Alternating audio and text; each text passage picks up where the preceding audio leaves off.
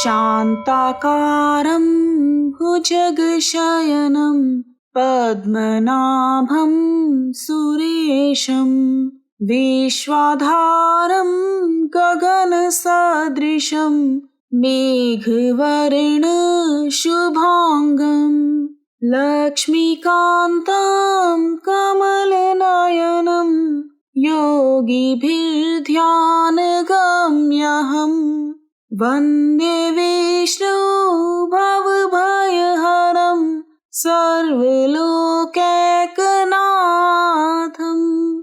नमस्कार दोस्तों, आज मैं आप सभी के समक्ष वैशाख मास के कृष्ण पक्ष की वरुथनी एकादशी की कथा प्रस्तुत कर रही हूँ। आइए शुरू करते हैं। बोलो विष्णु भगवान की जय।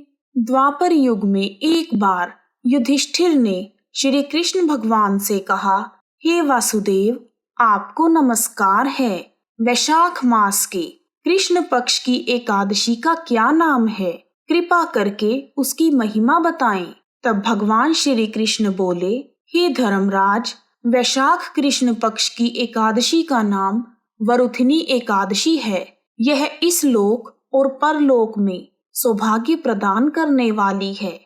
वरुथनी एकादशी के व्रत से सदा सुख का लाभ और पाप की हानि होती है। यह संपूर्ण जगत को भोग और मोक्ष प्रदान करने वाली है।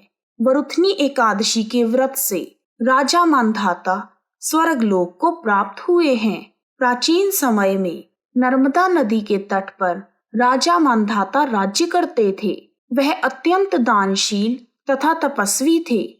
एक दिन जब वह तपस्या में लीन थे, तभी ना जाने कहां से एक जंगली भालू आया और राजा का पैर चबाने लगा। राजा अपनी तपस्या में लीन रहे। कुछ देर बाद वह जंगली भालू राजा के पैर को चबाते चबाते घसीटकर उन्हें पास के जंगल में ले गया। राजा बहुत घबराए, मगर तापस धर्म के अनुकूल उन्होंने हिंसा और क्रोध ना करके भगवान विष्णु से प्रार्थना की और करुण भाव से भगवान विष्णु को पुकारने लगे। उनकी पुकार सुनकर भगवान श्री हरि विष्णु जी प्रकट हुए और उन्होंने चक्र से भालू को मार डाला।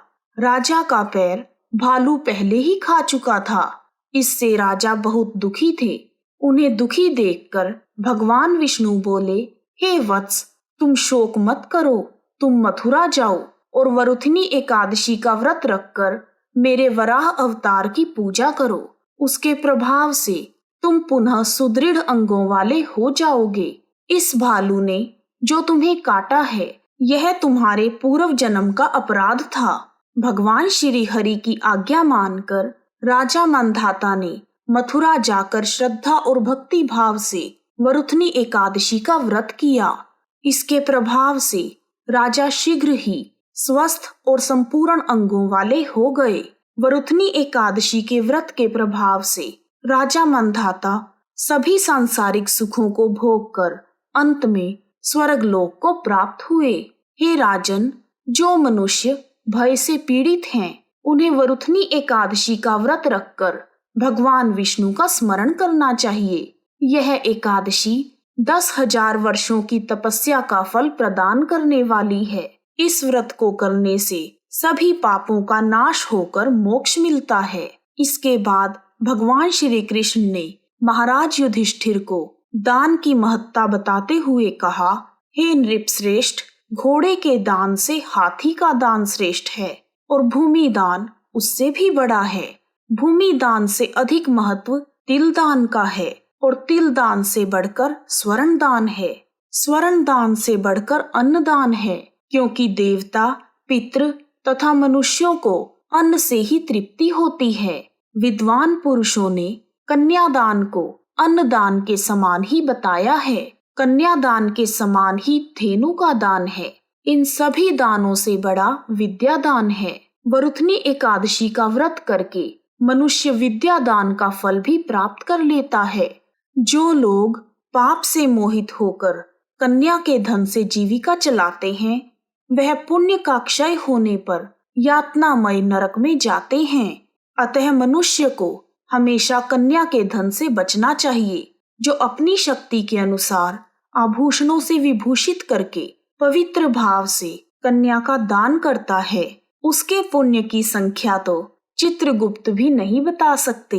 वरुथनी एकादशी का व्रत करके मनुष्य उसी के समान फल प्राप्त करता है, परंतु वैशाख कृष्ण पक्ष की वरुथनी एकादशी का व्रत करने के कुछ नियम हैं। इस व्रत को करने वाले मनुष्य को दशमी तिथि को कांसे का बर्तन, उड़द, मसूर, चना, कोदो, शाक, शहद, दूसरे के घर का अन्न, 2 बार भोजन तथा मैथुन, इन 10 वस्तुओं का परित्याग कर देना चाहिए। और एकादशी के दिन जुआ खेलना, नींद लेना, पान खाना, दातुन करना, दूसरे की निंदा करना, चुगली करना, चोरी, हिंसा, मैथुन, क्रोध तथा असत्य भाषण, इन 11 बातों का त्याग कर देना चाहिए। और द्वादशी के दिन कांसे का बर्तन, उड़द, शराब, शहद, तेल, पतितों से वार्तालाप, व्यायाम, परदेश गमन, 2 बार भोजन, मैथुन, बैल की पीठ पर सवारी और मसूर, इन 12 वस्तुओं का त्याग करना चाहिए। हे राजन, इन सभी बातों को ध्यान में रखते हुए वरुथनी एकादशी के दिन विष्णु भगवान के वराह रूप की पूजा करनी चाहिए। जो मनुष्य एकादशी की रात को जागरण करके भगवान मधुसूदन का पूजन करते हैं, वह सब पापों से मुक्त होकर परम गति को प्राप्त होते हैं। बड़े से बड़े पाप को नष्ट करने के लिए वरुथनी एकादशी का व्रत अति उत्तम है।